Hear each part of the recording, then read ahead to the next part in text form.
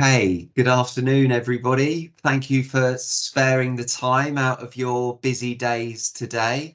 I can't wait to talk to everybody around the art of the possible, the technology in project management, and we've got a distinguished panel today. At the moment, we're just waiting for our last panelist, but we decided that we should get going anyway, and in good old Project Faith, obviously we'll dance around any challenges. So hopefully all panelists will be with us in 1 second. But ahead of going through the agenda, we've got 90 minutes on the panel. I'm just reminded by my colleagues that there is a ability for you to raise Q&As as we go, and on the agenda towards the end, we're planning to leave plenty of time for Q&As at the end as well. So please raise them, and hopefully we'll get a chance to address all of those Q&As. I'm glad to see all of my panelists now have arrived. Welcome, you guys.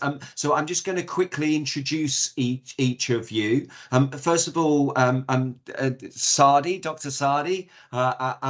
So Sadi, as well as being winner of the Global PMO Influencer of the Year 2022, is the managing partner at Advisors, who provide an ecosystem of knowledge hubs, commercial partners, and international experts towards networking affiliates and communities. They provide various program management, digitized transformation, and help organizations realize sustainable benefits. Welcome, Sadi.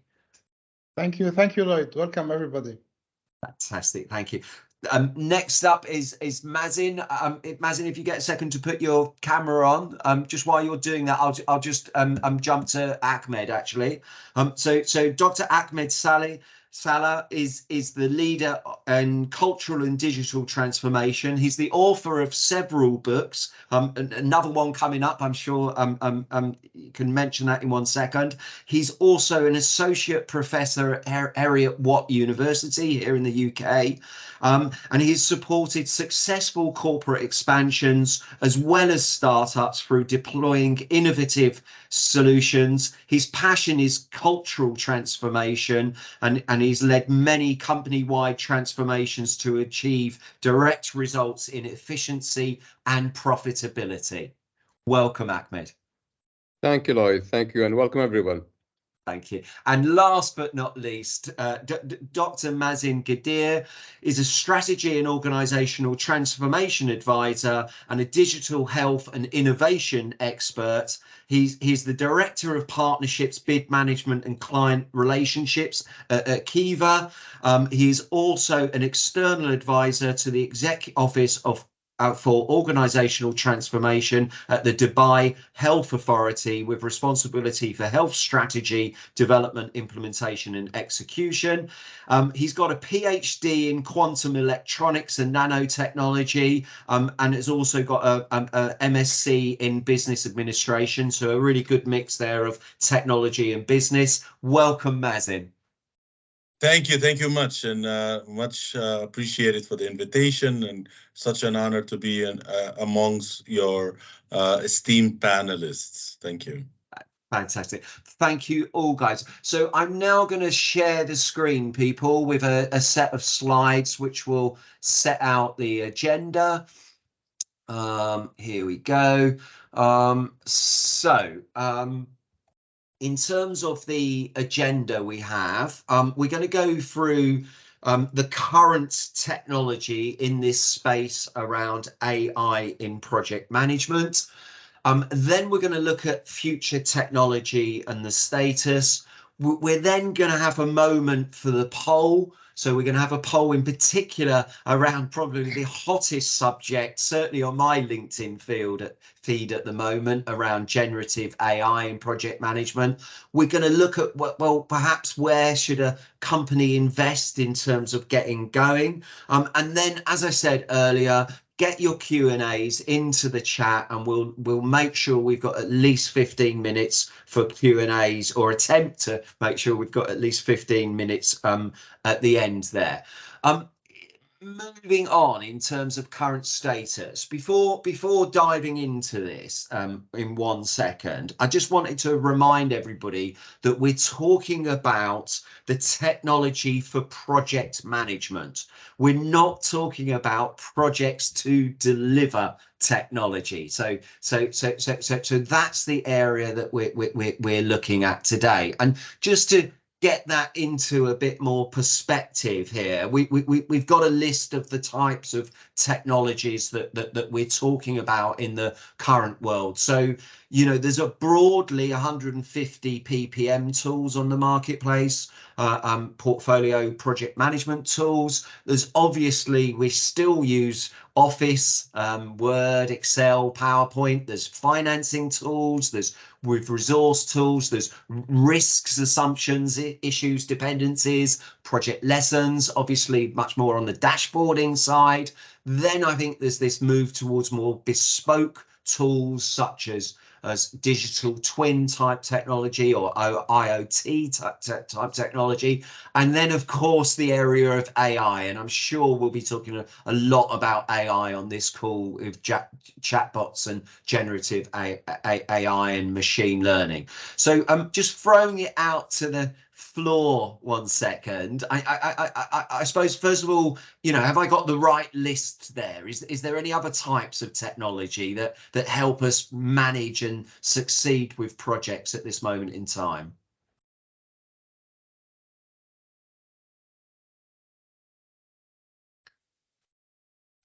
I'll take that as a resounding yes. I've got the right list.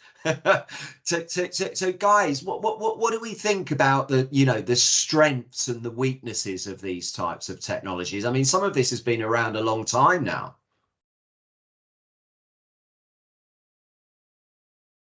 Any views from people? Sure, I can kick it off if you like. Yes, please. Lloyd. So basically, I believe the list of technologies you've highlighted here do seem to cover quite a lot. Again, the utilization of these technologies and apps have been, I guess, somewhat adopted across multiple industries. In the industry that I've been working in for the last 23 years, in healthcare, for example, you see the maturity of our project management practices range from Excel sheets to SharePoints to proper PPM, as you mentioned, based on the maturity of the organization and their adoption of project management tools. But these tools have been the common, I guess, the common practices or common practices in the area of utilizing an enabler when you actually go through the project management cycle of life, from planning all the way to execution and monitoring and controlling. But I mean, what I'm trying to say is that the disruption was imminent, right? Since we started talking about blockchain and the advent of cryptocurrency, obviously the rise of VR, AR, and metaverse, and then coming into the generative AI. But I think it's about time. These tools have been exhausted and consumed quite frequently and in multiple industries, specifically when it comes to project management. And I think that we can realize the power of these tools and the way it collects data, helps us to monitor data when it comes to project management related data, whether it's from the project status report, the charter report, the progress reports, and whatnot. There is a lot of data that these tools has enabled current users to collect, but the question still remains: what next? Yeah, I think for me, Mazin, you've raised a couple of really interesting points there straight away. First of all, you know, going back to your initial point about maturity, and when I look at this and overlay maturity and in particular, I think also maturity by sector. and again, I'd look for the panels to see their views, but I think generally speaking, the lower maturity organizations are at the top of that list of tools. So, you know, they might even still be using Office or, you know, backed up by SharePoint. And even if they've got a PPM tool, maybe they've got lots of PPM tools. Maybe they haven't standardized. So I think that you know, as you go down that list, perhaps it's more about the more mature organizations. And then I think that point about sector. Guys, does anybody else have a view there about maturity and the levels of maturity around these tools? Well, I think one thing I would like to add to what Mazen has said and emphasize on before I move to the maturity, Lloyd, is the use of blockchain, specifically blockchain in project management, especially in contract administration. This is something I see is coming, and soon enough we'll be having it as a typical tool that will be used in especially in big contracts where you have a lot of players and difficult to manage them through the traditional way of managing contracts. So blockchain is one of the tools that I can see that it will happen in the future, very soon in the future. For the maturity, many companies are using different tools, as you said. But if I borrow Gartner's model for maturity, is Gartner's they divide or classify maturity into different levels. At the cornerstone of it is the best practices. So usually many companies and many project managers, they look for best practices and how to do proper project management, you know, systems and all things. But Gartner says that best practice is just a step in the middle, but the ultimate goal should be how to innovate in the process that we do things. So innovating in the way that we manage projects to save time, to increase efficiency, to increase quality of delivery is what's important. And innovation usually comes from implementing new ways, new ideas, new technologies, and so on. So I think this can add another dimension to the discussion. Fantastic, and really interesting about blockchain. It's not on that list. I presume that's very early in its life cycle type technology. I don't know whether you've got any use cases, Ahmed. Have you actually deployed blockchain technology, or is it just conceptual at the moment? It's as we speak, there's one developments happening for blockchain in project management and in BIM management in projects. So, but it's still not it's at the beginning of it, but we started with it. Yeah, and I guess that's the same as AI as well. Sadi, this view of maturity, I was wondering what you thought about maturity by sector. Do you see different sectors being more mature than others when it comes to technology? Well, of course, the thing about maturity, I think we can categorize it. Some industries are more mature than others, both in terms of project management and in terms of using technology. For example, when we talk about everything regarding flight industry, everything regarding defense, aerospace, you find there and consulting, especially the larger companies, you find that these do have high maturity in terms of project management and as well as the utilization of technology. Now, it's not, I don't find it directly associated that if you use technology, you are mature. It's the other way around. If you are mature, because when you reach to a high level of maturity and you still want to follow the Toyota way and challenge yourself to become better, this is the point where you start to invest in certain technologies and go to innovation, as Ahmed mentioned, and try to do something other than the other leaders in the domain.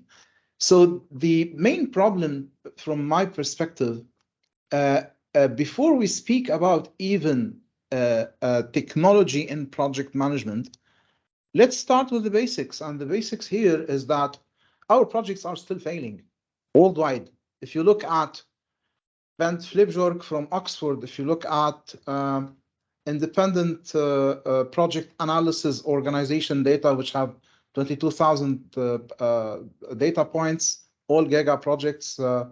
Oxford, they have 17,000, and others, lots of statistics from PMI, IPMA, and others.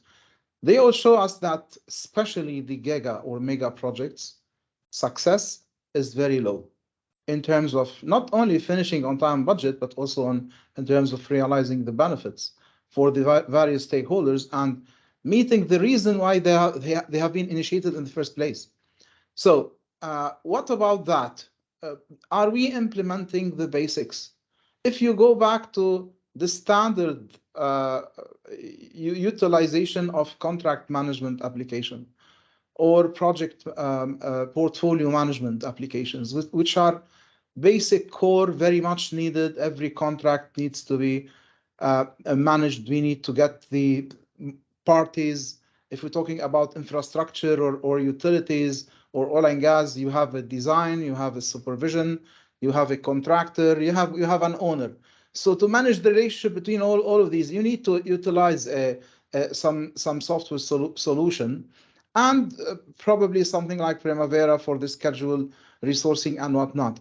Now, these basics, what I've seen around, not everybody is using them to the extent that they have been made to. Why? Because the problem is never in technology. The problem is in the people, it's in the governance, it's in the politics. Now, is the technology mature enough to solve the politics thing? Wow, no, that would be would be material for like a Nobel Prize. Yeah, I think there's some fantastic points there, Sadi, and I'll just play them back, if I may, just so that everybody got them and see what their views are. I think you started, and it was fantastic, this relationship between the higher project management maturity organizations are more likely to use more technology. But, you know, we've got a caveat here. Projects still fail, and even possibly those ones that are using more technology in that sort of mega giga project world, as it were. So there's a bit of a dichotomy there going on, and then just building on from that, you know, in terms of limitations, what you're saying is, yes, there might be some limitations as to how you use the technology, but ultimately you're saying it's a humanistic challenge, not necessarily a technology challenge. So hopefully I've summarized that well, but I'd love to know what Mazen or Ahmed think of those points as well, if I may. If I start, if Mazen doesn't mind, this reminds me into a study that McKinsey has done, showing which sector is early in adopting technologies and are quite acquainted with it. Construction industry is at the bottom of that list.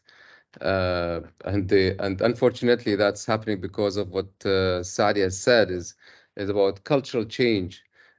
Usually change is difficult, but it's in the construction industry, it's more difficult because you have more than one player that affects this. The biggest player in the construction industry are the contractors.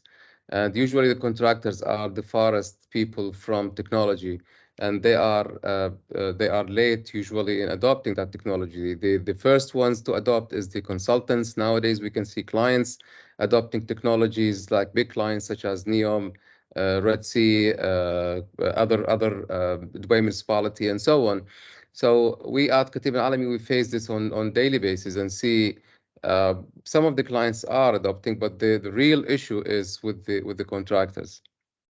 Excellent, excellent. I always get surprised about construction being graded lower, because certainly when I speak to companies in lots of sectors, I always think construction is one of the sectors which is embracing. But Mazin, what's your take on this, sir?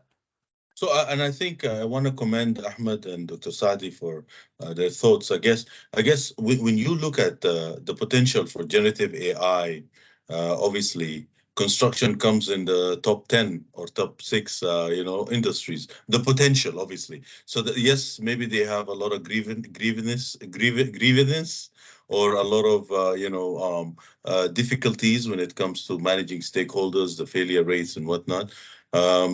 It's again, it depends, as you mentioned. It's a people, or as mentioned by Dr. Saadi, the people side of project management will always be a headache, and that is across all industries. In healthcare, likewise. We have a new enemy that we are fighting at the moment as we are coming out of COVID-19, called burnout and mental health. And by the way, project managers are frontliners, just like the doctors and nurses who've been fighting COVID back in the 2021 or 2020 period. Project managers are now going through mental health. Project managers are also going through burnout. So again, you'll have to understand there is definitely a huge people side or people case in this area. There is always the concepts of trying to work on those giga projects or mega projects that are also causing the complexity of projects to even escalate. But if you look at some of the recent shows and the events and the conferences that have come up, the technologies are always there. So Dubai Air Show, for example, just this November, unveiled a number of disruptive technologies in the aviation industry. So the use of, for example, artificial intelligence and aircraft design and manufacturing has become part of their day-to-day mainstream. The development of sustainable aviation fuels, SAFs, that's a huge area for technologies, especially generative AI, to come in. And imagine the projects in these areas and how advanced they should look like in terms of driving some of those technologies and implementing them. The concepts of advancement in urban air mobility technologies. And this is again, so the technology will always be there to help us advance our industries. But then the way, the art of actual managing these projects need to also be disrupted, because no longer do we have to deal with just the artifacts and the logic, the logistics of just executing a project. You'll have additional complexity coming from the stakeholder engagement, the complexity of the supply chain and procurement, the complexity of dealing with people and mental health issues that you have. And again, technologies need to help us reduce the burden of manual work to actually focus us on the actual remedy of curing people side issues, in order to increase that percentage of success rates when it comes to managing projects, whether you call them mega projects or giga projects, because these complexities multiply as you go into further terra projects, perhaps in the near future, right? Yeah.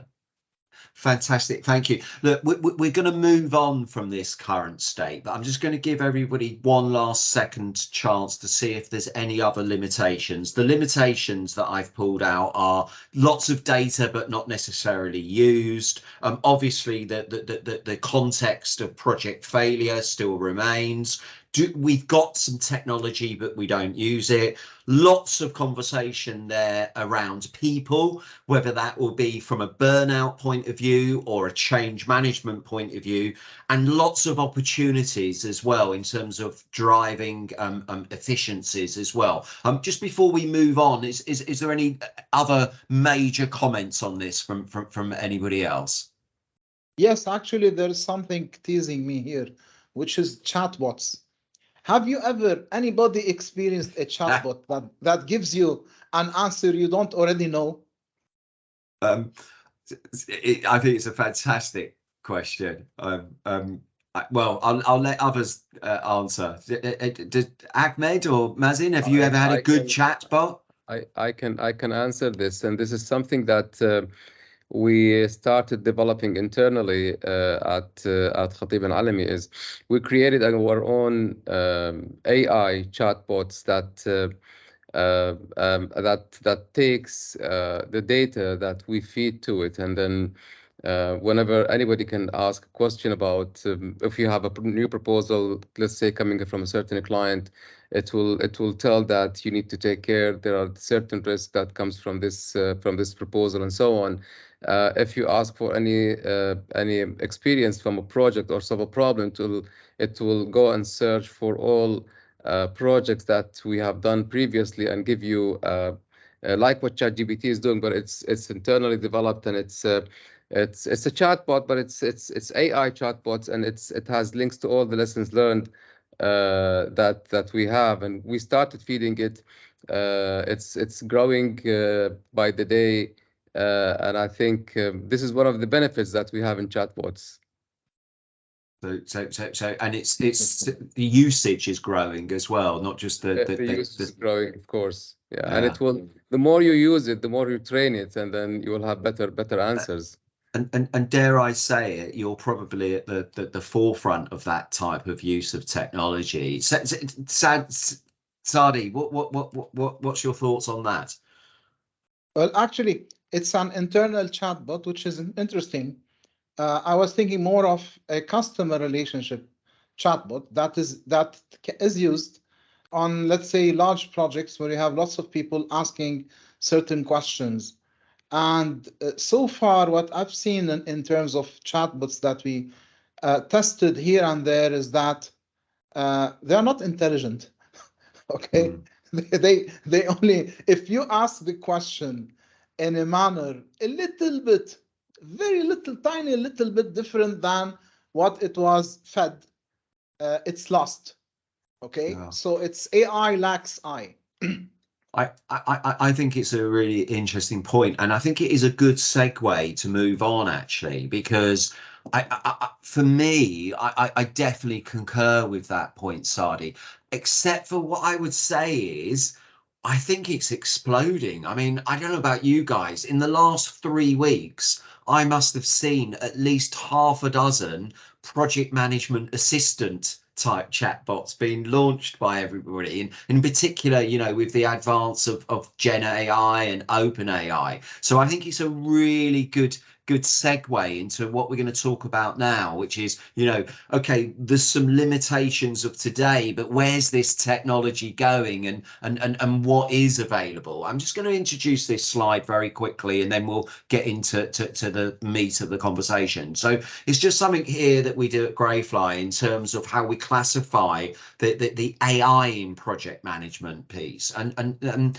if you imagine down the left hand side, you've got how adaptive the systems are, and across the top there you've got how much humans are in the loop, and what we're seeing here through the advances of technology and the compute power that is now in place, we're moving from the top left to the bottom right. So you know, perfect segue into the use of chat bots, but we know ChatGPTs are coming as well. So that whole point about, you know, providing information back to people in an isolated area, as opposed to the virtual assistants, which are more end-to-end across multiple data sources. And, you know, we've got Power Apps in this space, and as well as ChatGPT. If we look down on the left-hand side here, it's more about the prediction side. So what's your data telling you? And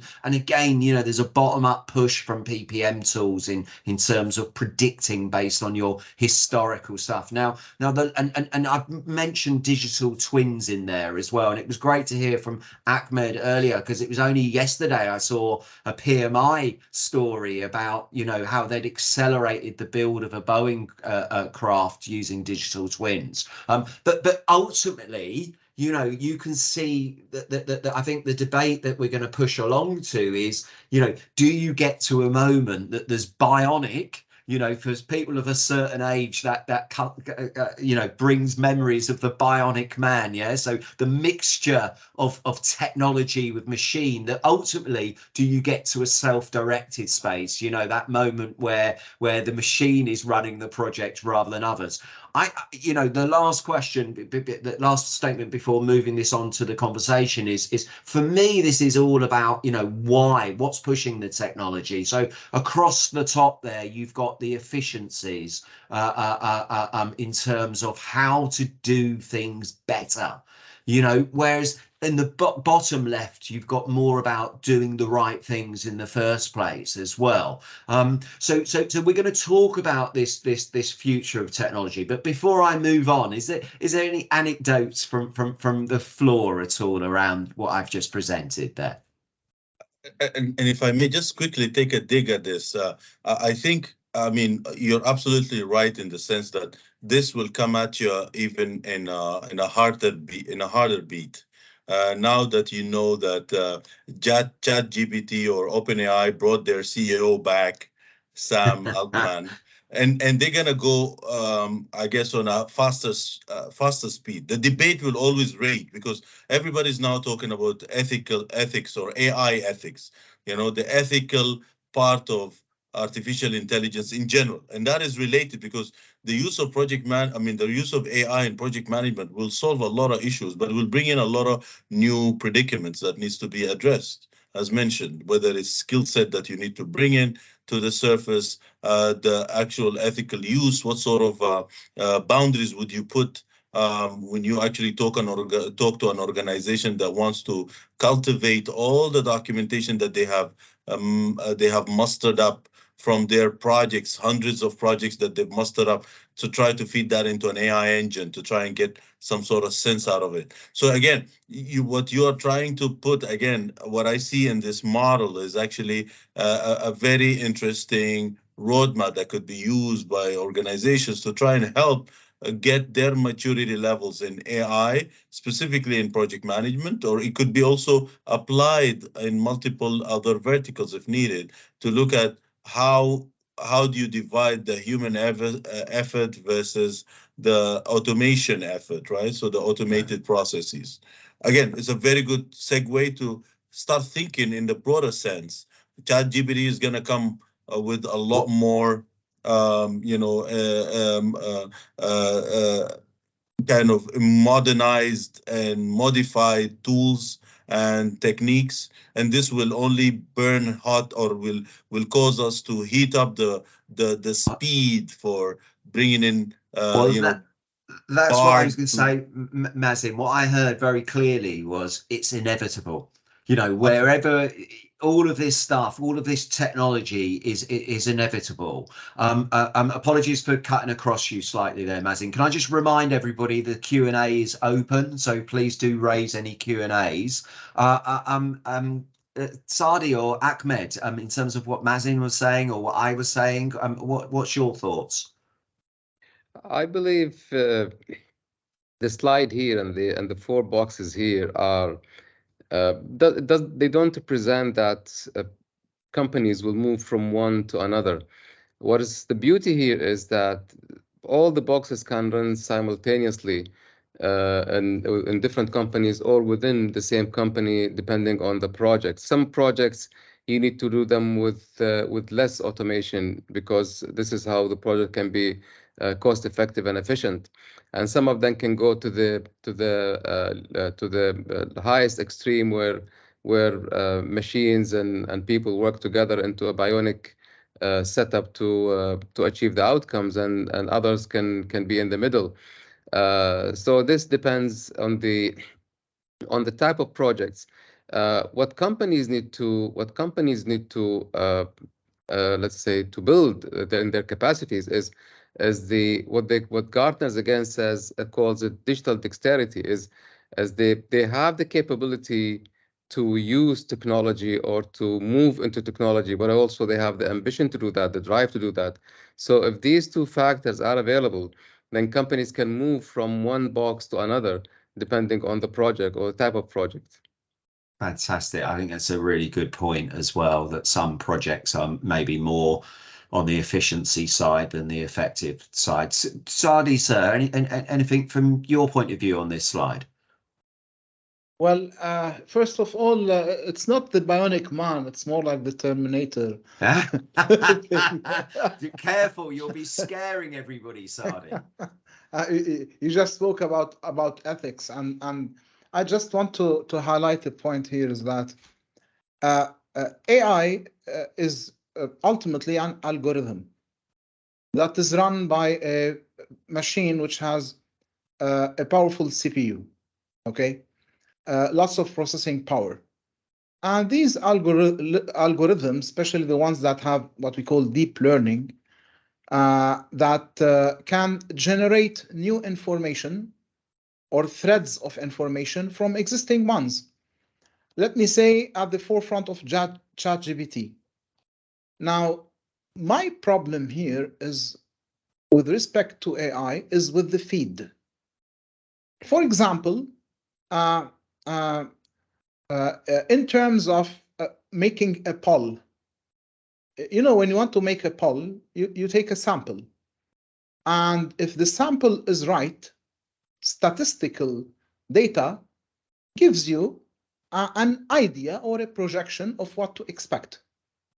But if the sample was contaminated, if the sample was biased, if you ask about a certain politician, his neighbors, his beneficiaries, his friends, his companies, okay, and his associations, they will tell you this politician will become the president.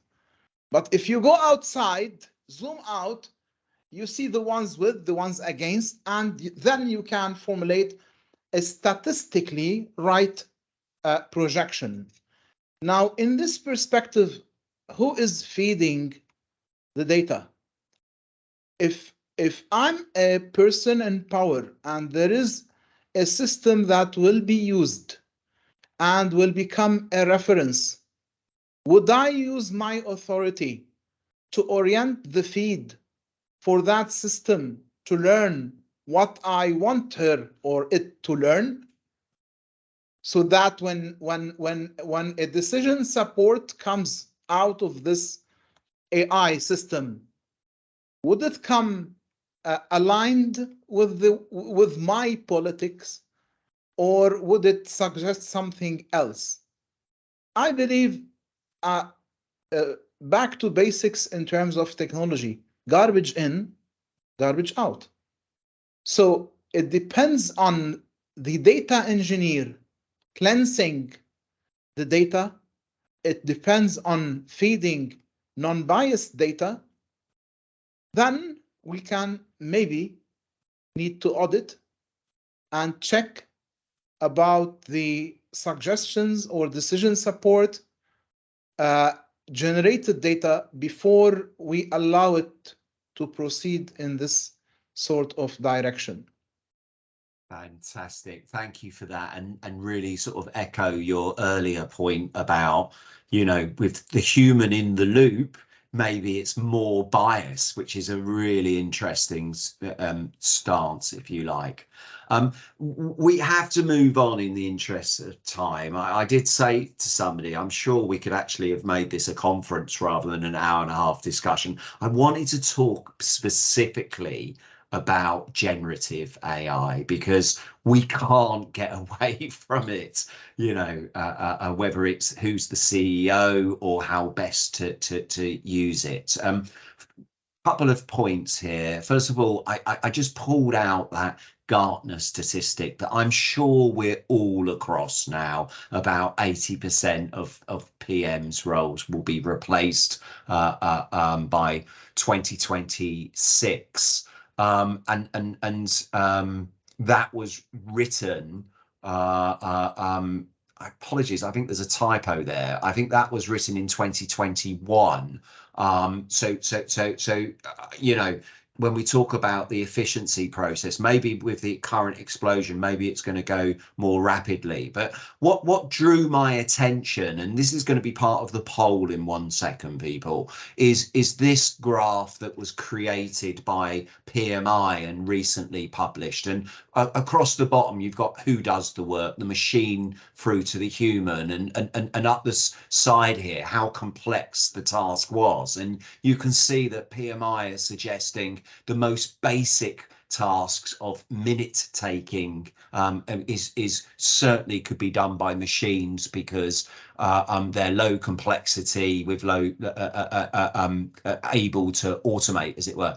The hardest complexity ones are business case creation and decision making. In other words, the suggestion of where the human should be most in the loop, if you like. And then around here you've got, you know, report generation, lessons, risks, cost benefit analysis. Ahmed, just starting with you, sir, what's your take on this graph? Do you support its proposition here? Well, I do to a certain extent support this, because any tedious work can be done by machines, and you know, the data that you feed into the system, it can generate some reports for you, but main decisions will remain in the hands of humans. So I agree that the decision making on projects will remain within the project manager, because now, as we're going now, and even maybe 20 years from now, where we all are digitalized and the whole world is digitalized, then machines can take decisions on projects. But I think from now till 20 years or even more, humans will remain the main party that take decisions, while automation can happen on any item on the list be below that. So yes, I agree with it. I think it's quite interesting. Two things you said there before I ask Mazin to come in. One, the decision making seems to feel like it's in the right place, but I do wonder that project business case creation actually can be done more by machine, and I think that's coming, and that's coming now. I know it is. So I think that possibly if it said business case approval, I could probably agree with where it is, but the creation side, my personal view is it would come down there.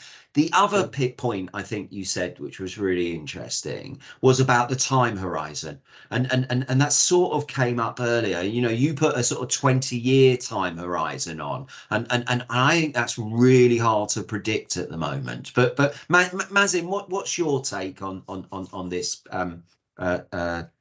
figure? Sure. I think I would say the figure might be compressed. You know, I mean, with the advancements that are happening at a rapid pace, I definitely see things change a lot quicker.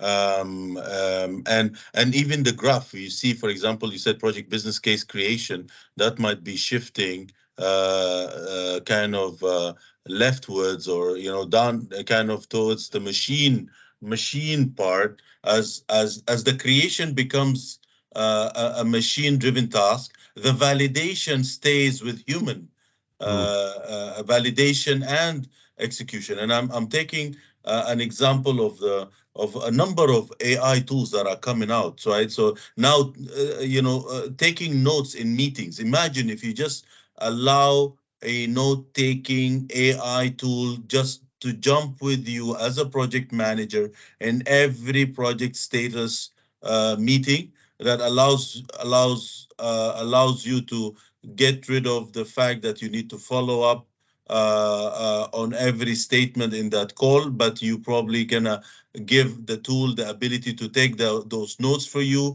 You have to validate by going through the notes, and then you are able to use AI to delegate those activities. This is in itself an example that could take a lot of burden by just handling all those meeting notes, documenting it using an AI tool, things like Fireflies or read.ai that actually can jump on a virtual call with you and do the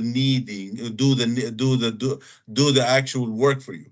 There are now a lot of tools that are coming out of accelerators, AI accelerators that are actually being used for physical meetings, where they're actually able to dictate, they're able to actually record and translate or transcribe voice to text and be able to analyze action words and delegate tasks. And then you'll have to do the validation. So my point is, tools are being generated on daily or weekly basis. There are a lot of AI tools that are being established, and this graph might not hold too much fact if it's in the next month, because there are some tools that will be coming in to generate, for example, business cases. So the validation and maybe the decision making could be still handled by humans, but the creation and the initiation of some of those important tasks might be given away to the machine, which begs the question: how would this graph look like in the next quarter or the next year, for example? Yeah. I mean, again, I'll ask Saadi in 1 second, but I think it's really interesting. We're both seeing that the creation bit could come earlier. The parallel with time on here, I think, is really interesting. The other point, which I'd like to tee Saadi up for, is that what we're saying here is that the decision making will lay with the human. Or the validation, I think, was a really good term that Mazin used. I just want to circle back to the project problem at the beginning there, where we said the problem wasn't the technology, the problem was the humans and the influence and the decision making. So this sounds like we're going to get some great tools. They're going to come and debate the time horizon, but we're still going to be left with this human challenge, if you like. Saadi, I don't know whether that segues into something that you were thinking about in terms of this chart at all. Well, allow me to be less enthusiastic than you and Mazin about this for a very good pragmatic and practical reason, which is the following. When we say project business case, okay, is there a process for generating the business case? Or let me ask the question, do we have a business case to justify the project? Or is the project the outcome of a right business case? So in many cases, a decision comes from upstairs and somebody goes and makes a business case to make this decision look legitimate, okay? And we have a business case for those who utilize business cases, because very few do actually in the right sense. Now, if you look at a discipline of governance, you see a business case. If you look at portfolio management, you see a business case. If you look at managing benefit standards, you see the business case. And the common thing about the business case is that, by definition, it's a discovery utility process, not for the project manager, but for the project sponsor or for the sponsoring organization to decide whether or not this investment meets their strategy or would realize sustainable benefits for them. And one of the things within the business case, which is very important, is looking for alternative options or alternative investments. How do you know that this investment is the optimum for you to solve a certain problem or meet a certain strategy, unless you think out of the box and come up with more than one alternative? In this sense, my friend Stephen Jenner, the one who put the standard of managing benefits for APMG and UK government, you know Stephen, I believe, he says 9 out of 10 business cases get accepted, whereas you should accept 1 or 2 if you are really looking from an investment organizational lens and perspective, looking for sustainable benefit. Now, this requires a lot of ideation, and it requires a lot of interaction between people. And there are lots of politics that are going to be there. And I see this so far away from being automated or being affected by AI, not before everything before that comes in.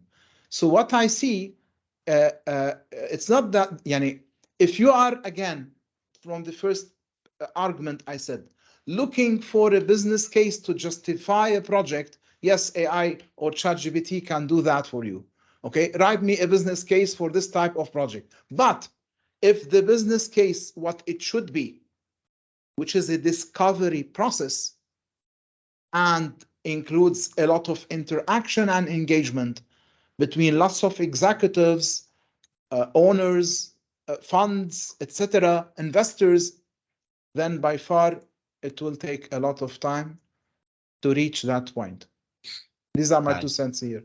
That's fantastic, Saadi. So I think broadly we're all saying the same thing. Technology is coming rapidly, but just because you've got the technology, it doesn't necessarily solve some of the challenges and the limitations that we went through earlier. It's a really good segue, actually. We're now going to run a poll, which is about, you know, for generative AI, those are the list there of plus J for other of the PMI's suggestions. And what we're going to do is we're going to run that poll and see which ones you think as an audience member is the most important for companies to get on with now. And then obviously we'll have a little debate through the answers. Again, can I just remind you, if you've got any Q&As, to put them in the chat, and we'll get to those shortly. But Sang, if you'd like to run the Q&A now, that would be sorry, the poll now, that would be great.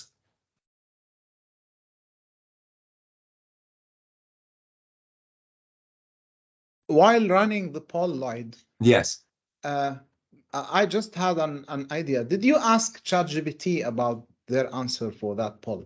I didn't actually. I didn't. But perhaps I should have done. What do you think it would have said?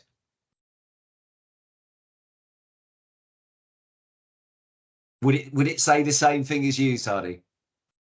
I'm doing it right now with Bard, by the way, Dr. Saadi. Thank you. I go back to the thing about feed, okay? Because as I told you once, when I had a discussion with ChatGPT, it came back with the data that was fed by some of our friends who are an authority on AI. So AI learned about AI and project management from the authorities who were prospecting on AI on project management. Well, that's the beauty, isn't it? And in a way, I think that does go back to Mazin's point earlier about responsible AI and you know, the truth in the data sets and what have you. But it's a really excellent point. You know, it's like it sounds like a consultant, Saadi, teaching you what you already know. Exactly. But we don't say this aloud, Skinner. It hurts the business. Exactly. Well, sometimes it helps to lead the audience, sir. Sang, are we complete? Just give people 10 more seconds. 10 more seconds, people. Let's see what after we see the result, we can compare with what Mazin got us.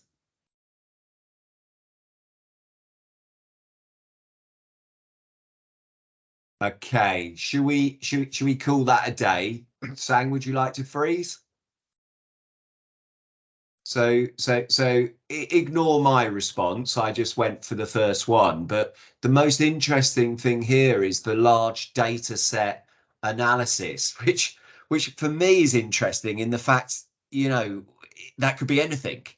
You know, so it doesn't really help us that much, guys. You've obviously got some ideas on your mind. So large data set analysis is the clear winner, followed by estimation, and then risk analysis. So those are the top three. Let's just talk about the top three a second, and then I might just talk about the bottom one or two as well. And any surprises there from anybody? Well, I think risk analysis and AI is they are just go together, just co-create things. And we have many softwares now in the market that can predict it based on project behavior, can predict risks that might happen in the future, which is a direct application of AI into project execution during construction. For the large data analysis or data analytics, again, this is like a native use of AI into data, because it's a direct link between data and the analytics, though there is no human aspects that interferes here and makes it difficult. You have data and then you can apply, which I see that, yes, it has the biggest chunk from the pool. That's right. So that's my impression. Yeah. Any thoughts from Saadi or Mazin on those top ones? We'll come to the bottom ones, because I'm sure Saadi's got a view that benefits one has got 0 next to it. Actually, I do agree about large data set, because actual implementations for AI exist in terms of deep learning for big data. Okay, this is something that exists today. I believe all AI today is still infant, but at least it exists. Now, cost schedule estimation, I would love to see much more of that. Okay, but so far the limitation is that the process of execution in most organizations is not connected to the process of development. So the people who write the proposal do not speak to the people who did execute and take a feedback from them, because we live in silos. And in these silos, this is a limitation. Risk analysis, I think it will grow much more. But regarding, you have a process with a process owner and a way to capture the actual risks, whether they happened or not, and put them in a certain repository. Again, is the process there? Is it centralized? Is it perfected? We are far away from that. But I believe the first three, I do agree with them. Mazin, any views from you, sir? Again, a bit disappointed that risk analysis comes third, even though I would see it a little bit higher. Also, like Dr. Saadi, I would want to see benefits analysis somewhere top there. But again, cost schedule estimation and large data set seems to me they are definitely areas where AI could actually jump in and support. Lessons learned, again, I would have seen that. I would have loved to see that a lot higher than this. But again, I'm okay with the answer, and I mean, Bard actually, if you want to hear about Bard, I mean, Bard tells me that yes, AI will be, when I ask the question, the same exact, what is the priority for generative AI in project management? And the first answer was the use of increased data availability. So it's in line with, the first one. The second one was very interesting, providing real-time insights, which again, it's associated with reporting. And lessons learned, I think, also. Yeah. Well, I mean, you could put real-time insights almost across all of them, couldn't you? It's almost a different dimension in a way. Right. And then it goes into optimizing resource allocation, improving communication and collaboration, and whatnot. Yeah, interesting. There's no comms here in there. I think for me the most interesting one is the benefits one.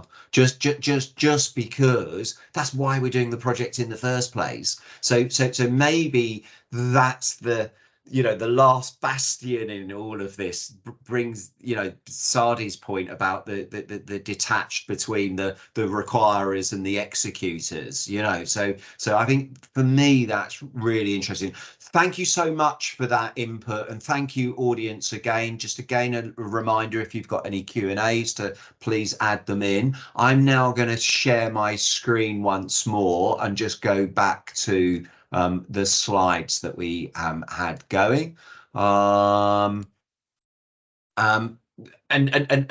really start speculating. So this is the last subject before we open up the Q&As, as it were.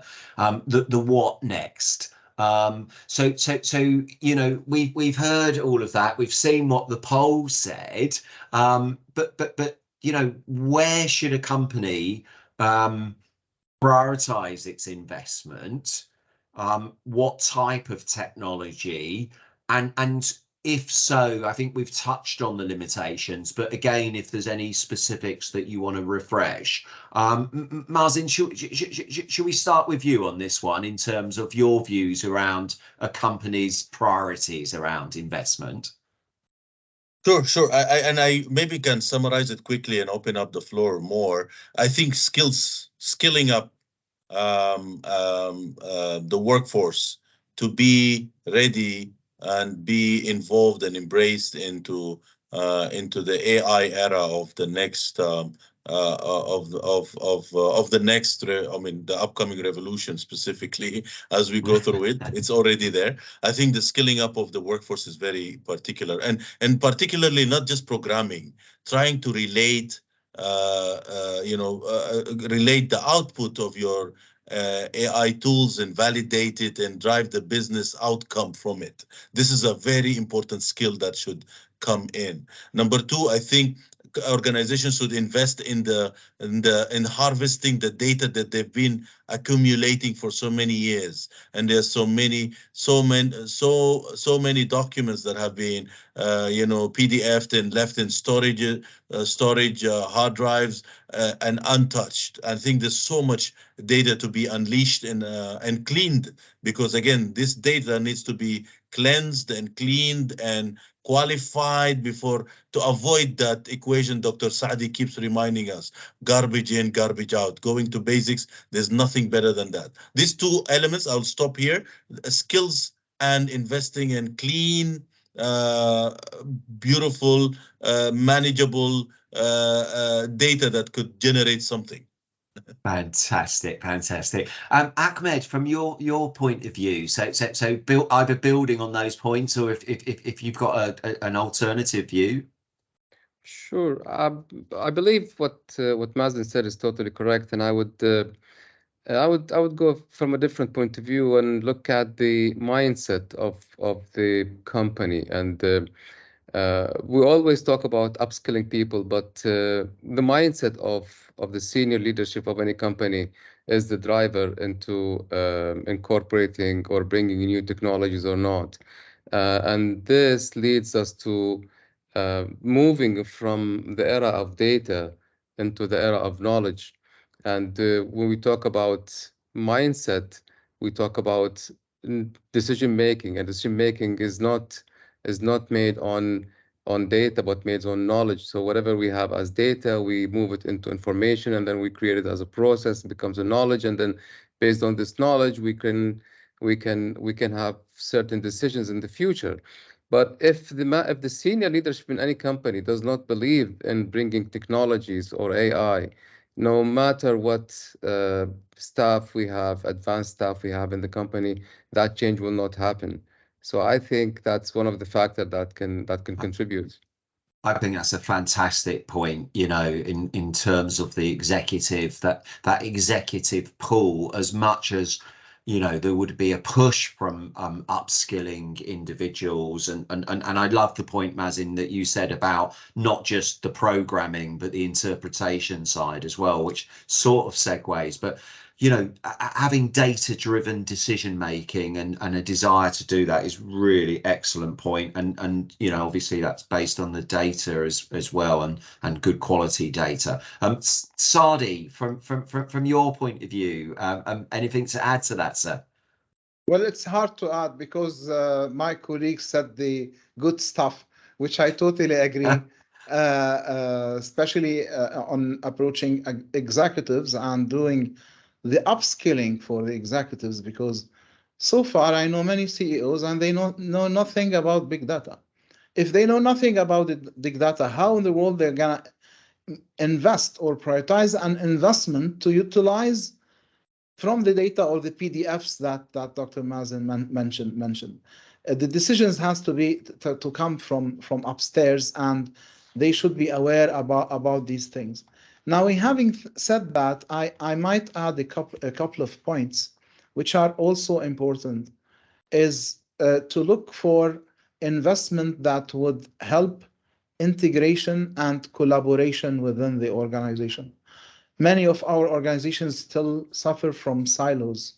And if I want to invest in technology, of course, it's a cultural thing in the first place. We have to tackle it as a transformation. We have to tackle the cultural aspects, the organizational aspects, the knowledge, the governance, the process, and the technology. The technology alone will not resolve our problems, but it is one component, one essential component. It's a must. We cannot go on without it. We have to invest in that direction, and I would like to see people working and collaborating more together within an ecosystem, whether it is the same organization or the ecosystem with their partners, with their suppliers, with their clients, in order to achieve something like a full, not supply chain, but value chain in terms of what they offer within the life cycle of a big investment based on value. Now, if there is technology that can help in this, again, I want to be fair. Technology alone will not solve it. Okay, it has to be a full transformation, but technology is an organic, it's an essential component within this type of shift, if you like. I think it's fantastic, and I would concur. Some great points being raised there. The one that I would like to add into it is you know, it's very hard for executives to make a decision without clear returns on investment and clear, you know, experience or case studies of success and where success was happened. So you know, in a way, for me, this is sort of segueing into the obstacles, because this is early technology. You sort of are asking for executives to take a leap of faith, and I think what happens there is that to do that, it drives things like, well, what are the efficiencies around this technology? You know, so in terms of going back to the generative cases, it's which ones are going to drive the most efficiencies? How do we measure those efficiencies? So I would just add that little extra lens in there, and my starter for 10 in terms of obstacles. But Sadi, I'll just come back to you and go in reverse in terms of obstacles, in terms of moving forward. Do you have anything to add to your point? Again, we are our own obstacle. It's the way we think that limits us. It's the cultural thing. If you have a big vision and you get the right investment and you start to align your people towards it, then you will find the technology that will help you. I just want to add a small idea. Today I was posting on LinkedIn about our panel, and I said, is it the horse or the cart? And I was thinking about it. Then I think it's the cart. Why? Because the cart has went EV, and there is no need for the horse anymore. It's a totally different game now. But this is like future thinking a bit. We are still on Earth, not in La La Land. Our problems are communicating, spreading the knowledge, agreeing on and validating that this investment would reap back some good results. And in this, it will take us some time. Fantastic. I love the horse and cart analogy. As a young man, I was always, it has to be the horse, the business requirements first. As I've got older, I definitely think there's a place for the cart to drive the horse. Or in the UK, we talk about the tail wagging the dog. So technology having good ideas in its own right. So I definitely concur with that. Ahmed, anything to add to that, sir, in terms of obstacles? Sure. I think one of the things that can eliminate or reduce the resistance from our ignorance about technology and move executives more into accepting and adopting, changing and disrupting themselves before they disrupt their companies is the link between industry and academia. This is something that I always call for in both sides, to be honest. Usually, research is done. If you take AI, if you take any other technology, you have tens and thousands and maybe millions of documents or research is done, while industry do not know about this. And we know about only some research that is done by industry leaders such as Gartner, but we don't know about research done by academic institutions. So looking at collaboration between academia and industry can help reduce this kind of obstacle and increase the knowledge within executive leadership, and this can help them into implementation later on. Fantastic. Now, I've just been given the hurry up to get onto the Q&As, but before I do that, Mazin, would you like the last word on this in terms of obstacles? Sure. And I think just to build on top of the great points that were raised by Mr. Ahmed and Dr. Saadi, I believe there is an important element for bringing in innovation and collaboration. And I think the obstacles that we have to conquer, especially in the new world, are going to be related to the fact that you need to look at the ethics of things, right? The compliance, how do you, and also don't forget, we are now going into the world of sustainability and, how do we actually create mindsets that could actually be driving innovation and sustainability through collaboration. So breaking silos, and one of the biggest obstacles is the silo mindset that could actually bring us back when it comes to driving forward innovation. So I think I would just emphasize on the point of collaboration, more integration, more silos to be broken between different teams and different companies and organizations, academia being part of that, as mentioned by Mr. Ahmed. I think that's a very important part. Innovation by driving the youth element of it, right? The young generations are coming in with huge amount of appetite and curiosity and hunger, and they are turning every corner and every stone upside down to look for questions and answers, and that is bringing us a lot of new blood into the conventional and traditional ways of handling things. Fantastic. Thank you so much for that, guys. I'm going to invite Marcia in now, who's been doing a great job in the background to curate some of the Q&As that have been coming on. Marcia, you're on mute, if I may. Do you want to pose the first question that we've got? Hi. So we have a question from Alan Holmes in relation to ChatGPT. He's tried the new app featured in OpenAI, and he feels that it loses some of the creativity that you get from GPT-4. How can people overcome some of these challenges that people face trying to implement their own? So keeping the human side in the technology. Anybody have a feel for an answer on that question? And maybe I can quickly jump in. And I think ChatGPT is one app, right? And there are a number of apps that actually could be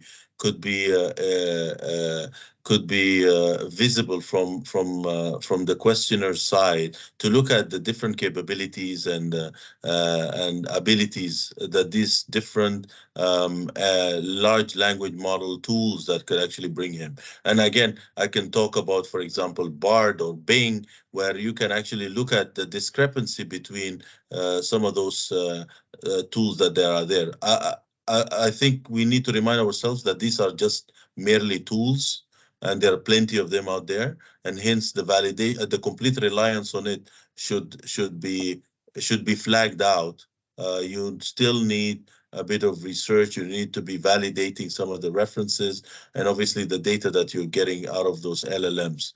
However, there are a number of tools that you can expose yourself to. And for me, that's a really good point, Mazin, because you know, when you select any technology tool, sometimes you do it because you've used it before, whether that be in a different organization or at home. Other times, you know, if it's a more investment decision, there's a feasibility study undertaken to select what's the best one to meet your requirements. So you know, you run it as a project in its own right. So I would just echo that thought of you know, pick the right tool for the right job, as it were. And any other views on Alan's question about keeping the creativity within the tools?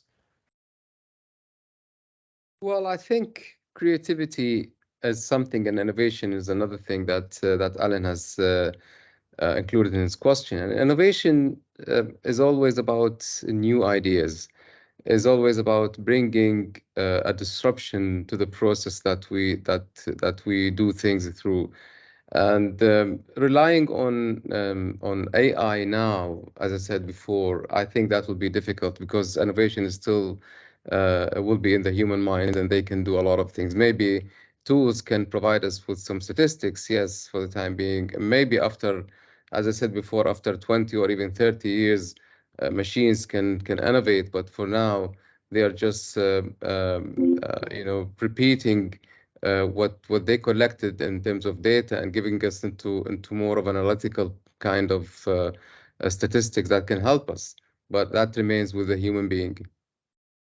Excellent. Sadi, anything from you on this particular point? Yeah. Actually, when the problem is highly mathematical and quantitative, I believe technology will be able or capable of offering us faster than others, okay, a more sound and validated answer. But when we talk about project management, they say project management is a social science.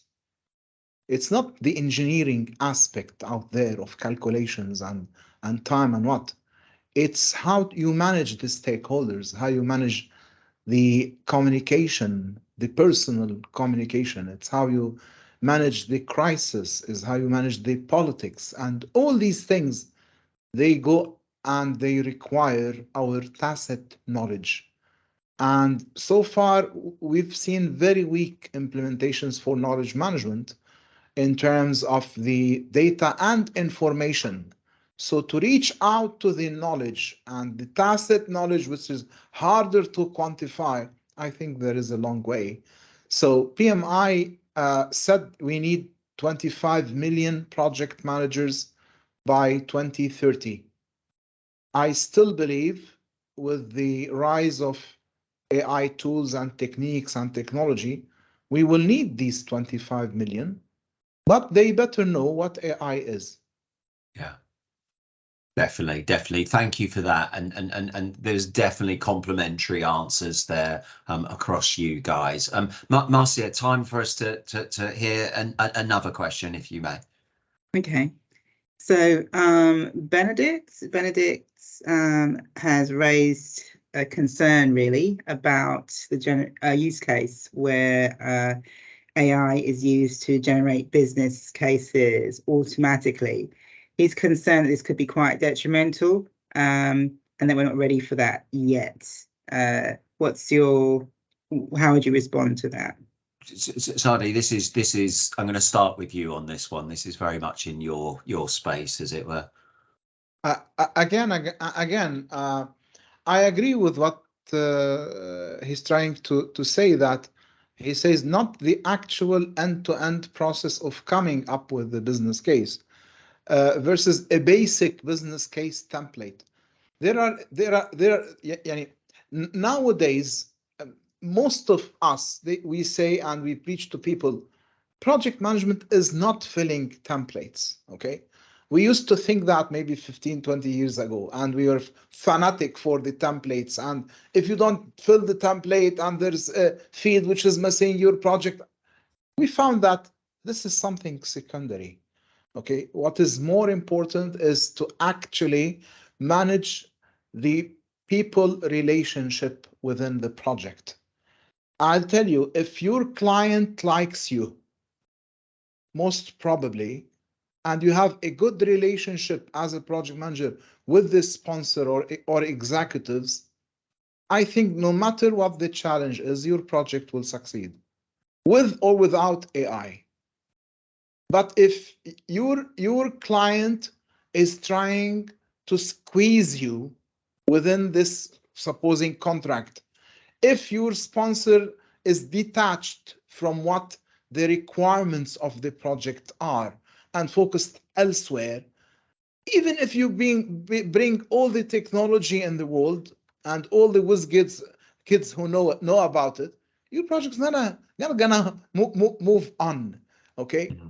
Ultimately, it's about this social relationship we have, and this will take a lot of time to be affected by AI, not like the quantitative thing we spoke about. I definitely concur with that. And Benedict, thank you for that question. I think what we'll see is perhaps the business case is created quicker, then you're into that debate whether it's more accurate, as it were. But Sadi's absolutely right. It will end up being the power skills, using PMI parlance, or the softer skills. Mazen, sir, anything from your point of view around this?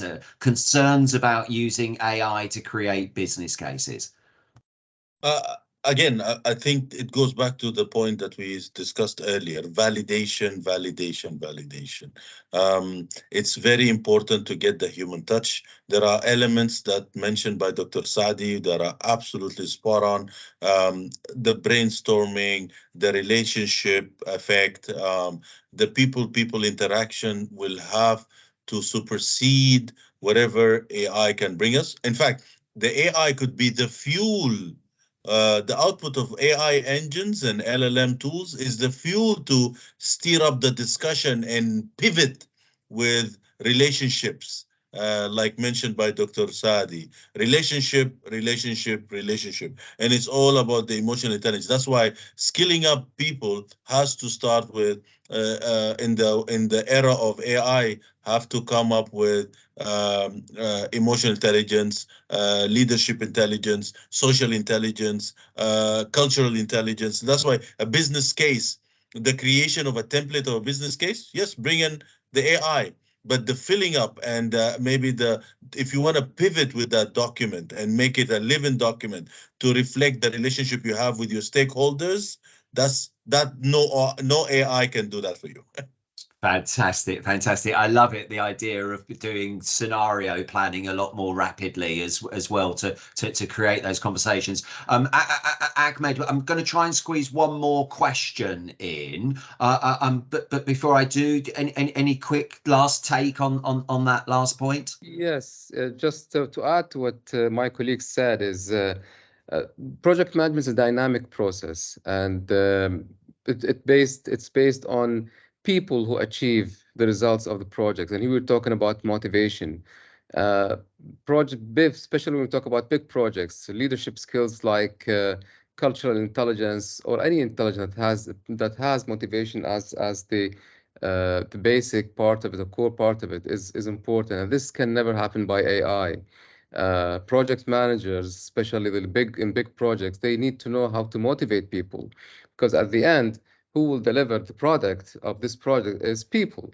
And if you talk to people, then you need to motivate them. You need to feel them that they're taking ownership about what they're doing. You need to let them feel that they love what they're doing, and motivate them externally and intrinsically and extrinsically. This is something that cannot happen by AI. Fantastic. Well, look, we've got 5 minutes to go, and I want to give everybody a second to give a conclusion. But so we're going to have one last question, but let's keep it to a sort of 30-second answer each, please, guys. Marcia, hit us with one last killer question, please. So it's a choice between blockchain or lessons learned. Let's go lessons learned, shall we? Okay. So this is a question from Guy Toulouse. He's interested to know what would you see a way that AI could help share lessons gained across multiple projects and organizations and dynamically alert and advise project teams. Fantastic. Well, I think both Ahmed and myself have got really good answers on that. Ahmed, over to you, but 30 seconds, please, sir. Yeah, we're already implementing this. So we're feeding the AI that we developed internally with the lessons learned that we got from projects on different levels, on technical, project management, business, and so on. So whenever we have a new project with the same client, or we know that this client, for example, is a contractor base, and they will ask for details that will not be in the contract for us as a consultant. So the AI will tell us that you need to take care because your proposal might fail. The fees that you propose might fail because these guys are looking for details later on, shop drawing later on. So these kind of advices, can help the project manager later on when they're executing their projects. Brilliant. Mazin or Sadi, any comments on that around lessons learned? I think they need to understand what lessons learned are within what knowledge management is. And it's a big thing. It's not just collection of data. It's a cultural thing of sharing knowledge that can be reused again. And this by itself needs a whole session to discuss and speak about. So I'm gonna stop here. Yeah, no, I totally agree. And we're down to 3 minutes, and I definitely want to hear from each of you on that. Guy, my answer to you is get in touch. I can talk to you about that subject for hours, as it were. Mazin, we're into the last minute each. Would you mind summarizing your views around what we've been discussing, please? Sure. So the art of possible is bringing AI, bringing blockchain, bringing disruptive technologies to help you take project management closer to build better relationships, to achieve success by harnessing stakeholder engagement and leadership buy-in. This is I think what I want to summarize it in. All we talked about are tools. You can get smarter with those tools, but I want you to get cozier with your leadership and your stakeholders with these tools. You can become more ignited and more excited with bringing topics to have more human interaction and better brainstorming session, better customer or stakeholder engagement, and much better leadership buy-in, because success of those projects are reliant on relationships. Thank you, Mazin. I think you've just put a scare up people of getting cozier with their executives. Ahmed, just very quickly, sir, just a quick summary, and then we'll ask Sadi to close out. I'll be very brief, and I say AI is a new change, and we need to embrace it. We don't need to afraid of it. If we be afraid of it, then we will increase the gap between us, and then we will not benefit us. But embrace the change and use it for our benefits, and I think we can grow it later on more. Fantastic. Thank you so much, Sadi. Of course, you get to the final conclusion, as it were. Okay. I'm all for, Lloyd, into being curious, learn, test, try, but be realistic. Right now, our projects are suffering, and they are not suffering because of the lack of technology. We have to do a lot. Once we resolve many of these, I believe technology is maturing, and it will be helpful to keep an eye open mind, and but again, go back to the basics in the first place. Fantastic. Thank you very much. And thank you everybody for joining in today, and the panelists especially. Please follow greyfly.ai for further panel discussions and updates. And you can hear from each of the panelists individually. They've all been recorded in terms of their specific views. But thank you so much for joining, people, and hope to see you again. Do look out for our forthcoming panels. Thank you very much. Thank you. Have a nice weekend. Thank you. Bye-bye.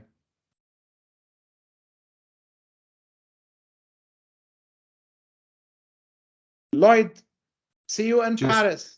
Yes, no, definitely. I really look forward to seeing you, Sadi. I'm really looking forward to that moment, actually, and just building on some of this conversation as well. It's fantastic and really great to hear that all of us were sort of on the same page, that it comes back to the humanistic side as well, Yep. Perfect. Okay, Mazen, my dear. See you soon. Bye-bye. Thank you.